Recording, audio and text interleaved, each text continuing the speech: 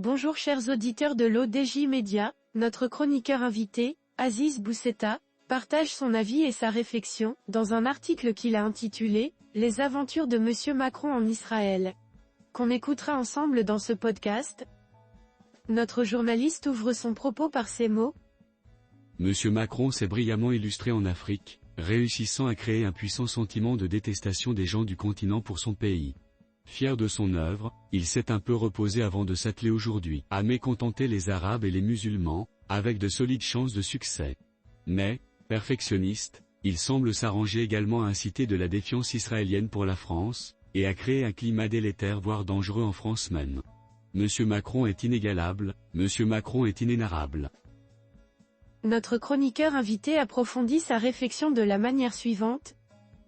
Surgit, donc, en Israël plus de 2 semaines après la tuerie du 7 octobre, le chef de l'État français a quand même tenu à exprimer sa profonde solidarité, après ses homologues allemands, américains, italiennes, britanniques, emportés par sa fougue et sa passion, il a même proposé de créer une coalition contre le terrorisme, ou d'étendre celle qui avait été mise sur pied pour frapper Daesh.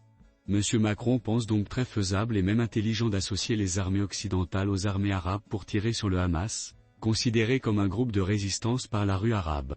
Le président français, qui fait si peu de cas de son opinion publique sur bien des sujets, pense que les chefs d'État arabes agissent de la même façon, leur proposer de s'en prendre au Hamas est une véritable insulte à leur intelligence et un camouflet pour leur peuple.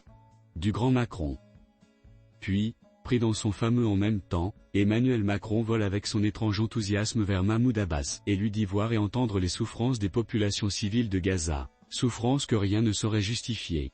Rien, pas même l'attaque du 7 octobre.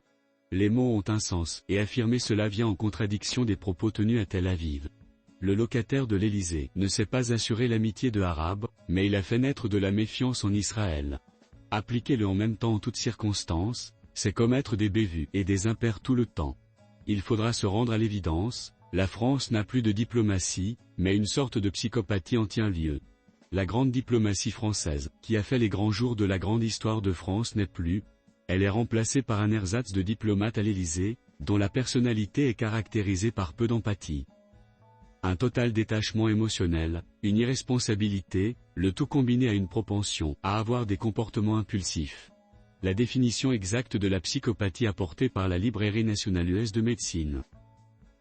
Monsieur Aziz Boussetta enrichit son discours de la manière suivante. Puis le mot d'ordre, les éléments de langage, sont donnés. Dans les médias français, et dans une moindre mesure américains et aussi britanniques, plus nuancés, le Hamas est un groupe terroriste. Tous les plateaux télé et les journaux insistent lourdement sur ce terme. Le Hamas est ainsi reconnu par l'Union européenne, le Canada, les États-Unis, Israël et l'Égypte.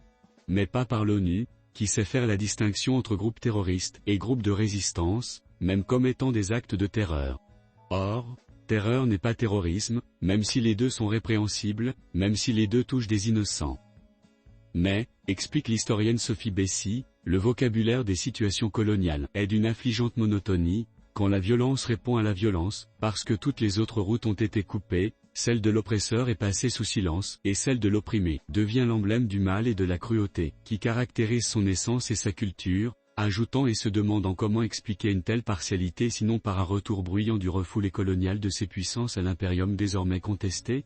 Le monde a ainsi vu le chic du 10 sommet pour la paix, tenu en Égypte voici quelques jours et qui n'a même pas abouti à une déclaration commune, les Occidentaux étant vent debout et sabre au clair contre le Hamas, certes coupable d'une tuerie de masse, les Arabes demandant la condamnation d'Israël, résolument engagés dans ce qui ressemble à un génocide mais qui est déjà un crime de guerre. De tout cela, Monsieur Macron n'accure. Il veut plaire à Israël, quoi qu'il en coûte, et il est suivi par sa ministre des Affaires étrangères qui, elle, veut plaire à son président. Ce faisant, les deux nuisent puissamment aux intérêts, et à la sécurité, de leur pays, comme le clament désormais de plus en de voix en France. L'auteur conclut son article en ces mots. En attendant, une épuration ethnique a lieu à Gaza et des crimes de guerre sont commis sous les yeux d'un monde consterné par le 2 poids, 2 mesures occidentales. Mais Monsieur Macron ne semble pas avoir la maturité politique et géopolitique pour le comprendre. Rédigé par Aziz Boussetta. Merci d'avoir écouté ce podcast de l'ODJ Média. n'hésitez surtout pas à nous suivre sur nos réseaux sociaux, Instagram, Facebook, TikTok, LinkedIn et Twitter. Alors, on se dit au prochain podcast de nos chroniqueurs invités, et à très bientôt.